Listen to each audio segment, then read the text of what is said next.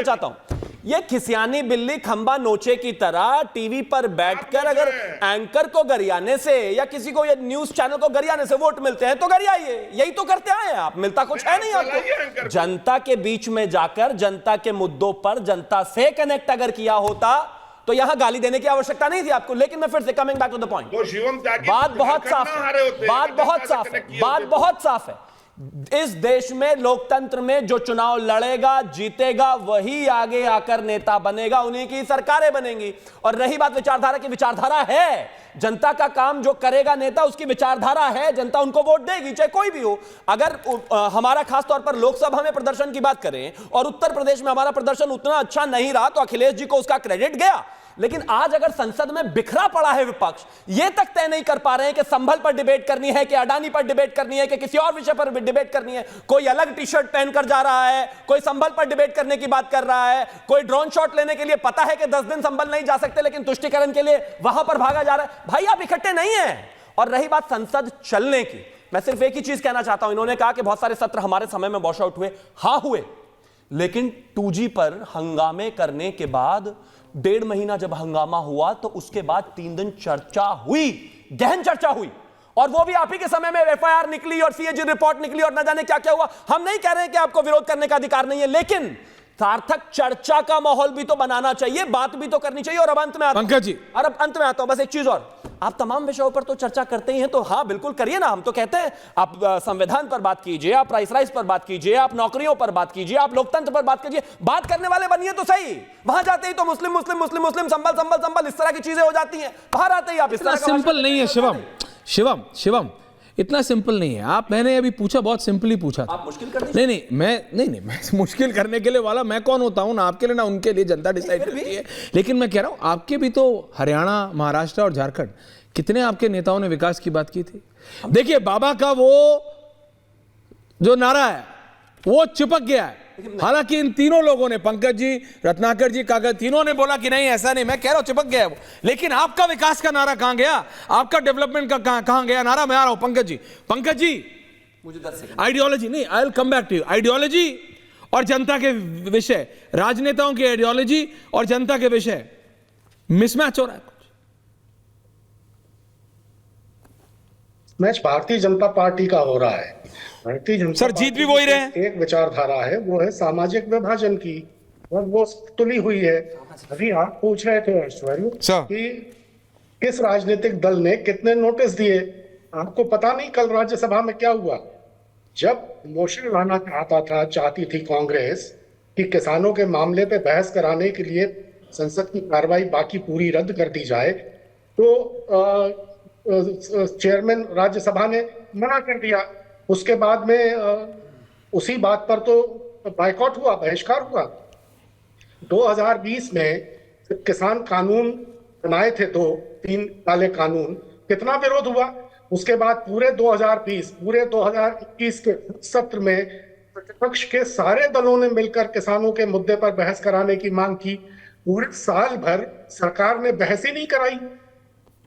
इस बात पे ध्यान नहीं देते हैं कि एक सज्जन अपने नाम का सूट पहन के घूमते रहे, वो गुफा में बैठकर ध्यान करने का स्वांग भरते रहे। उन्होंने अपने जो विमान है उसको देश विदेश की तफरीह के लिए तूफान मेल बना दिया। वो अपने दोस्त को अमेरिका का राष्ट्रपति बनाने के लिए राजनय की सारी परंपराओं को ताक पर रखकर नारेबाजी करते रहे। उन्होंने अपने दोस्तों के लाखों करोड़ रुपए माफ कर दिए उद्योगपतियों के, और देश के जुझारू किसानों की मुश्किलों की तरफ देखने से भी इनकार कर दिया।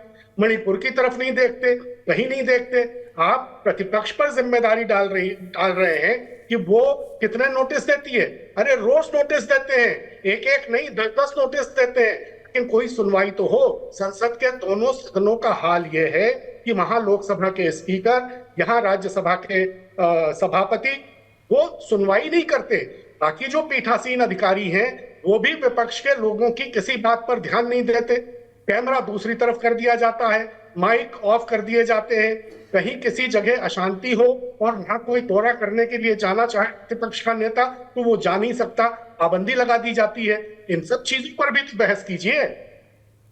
रोहित जी, राष्ट्रीय कन्वीनर है युवा चेतना के और सोशल वर्कर जी, क्या आपको लगता है जब आप जनता के बीच जाते हैं कि राजनेता जो आते हैं हाथ जोड़े इलेक्शन में, और इस देश में जब तक वन नेशन वन पोल नहीं आता, इलेक्शन हर 20 दिन में आता है किसी ना किसी का कहीं ना कहीं से, वो वादे आपने बहुत हाँ बोलिए। आपने बहुत अच्छा इशू उठाया आइडियोलॉजी का, और आप महाराष्ट्र की जो आज सरकार ने शपथ लिया है उसमें 3 राजनीतिक दलों के महासंगम के संदर्भ में आइडियोलॉजी का जो विश्लेषण किया, मैं इसको 40-45 साल पीछे ले चलता हूं। 1974 में स्वर्गीय इंदिरा गांधी जी की तानाशाही के खिलाफ जो आपातकाल उन्होंने लगाया, सभी राजनीतिक दल और खासकर जयप्रकाश नारायण जी, राम मनोहर लोहिया जी की विचारधारा पर चलने वाले राजनीतिक दलों ने, राजनेताओं ने कांग्रेस के खिलाफ शंखनाद किया, लड़ाई लड़ी कांग्रेस के खिलाफ, कांग्रेस के भ्रष्टाचार के खिलाफ, तानाशाही के खिलाफ, कांग्रेस की अन्य गलत नीतियों के खिलाफ जो लड़ाई प्रारंभ हुई, आज वो सभी सोशलिस्ट विद्यालय के निकले हुए विद्यार्थी जो दिग्गज राजनेता बने या उनके परिवार की परंपरा का संवाहक बनकर के जो राजनीति कर रहे हैं, वो सभी लोग कांग्रेस पार्टी के चरण चुंबन में व्यस्त हैं। और आज वो लोग आइडियोलॉजी का विश्लेषण कर रहे हैं जिसको जनता ने 14 में रिजेक्ट किया, 19 में रिजेक्ट किया और 24 में भी फाइनली रिजेक्ट कर दिया, और किसी के बात पर जनता ने कोई कॉग्निजेंस नहीं लिया। काका जी सुन रहे हैं ना? मैं आपकी बात को बड़ा ध्यान से सुन रहा था। और इस डिबेट में बैठे सभी वरिष्ठ राजनेताओं को, विभिन्न राजनीतिक दलों के प्रतिनिधियों के भी विवेचना पर विचार कर रहा था। भारतीय जनता पार्टी और शिवसेना की विचारधारा तो माँ और मौसी की तरह है। अगर भारतीय जनता पार्टी और शिवसेना के विचारधारा से संबंधित राजनेता शपथ ले रहे हैं तो फिर लोगों के पेट में दर्द क्यों उठ रहा है? और अजीत पवार जी तो छत्रपति शिवाजी महाराज, संभाजी, अंबेडकर जी, ज्योतिबा फूले की विचारधारा से संबंधित राजनेता हैं।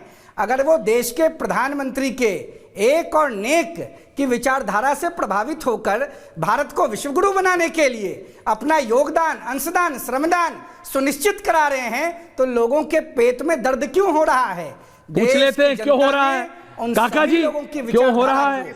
आइडियोलॉजी को नमस्कार। पंकज जी कुछ कह रहे हैं। जिन लोगों ने गलत राजनीति को बढ़ाने का काम किया है।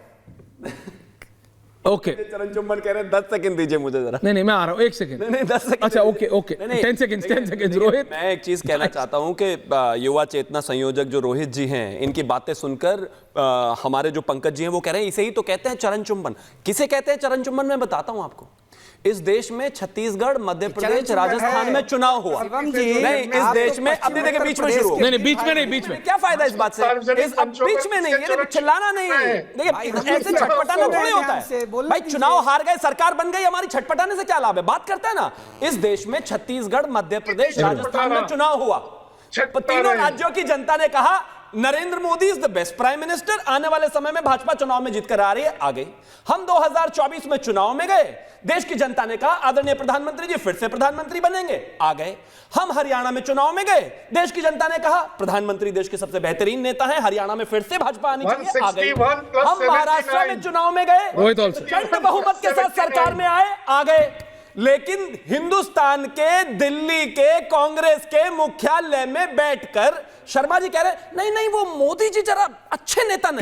काका जी रोहित, ओके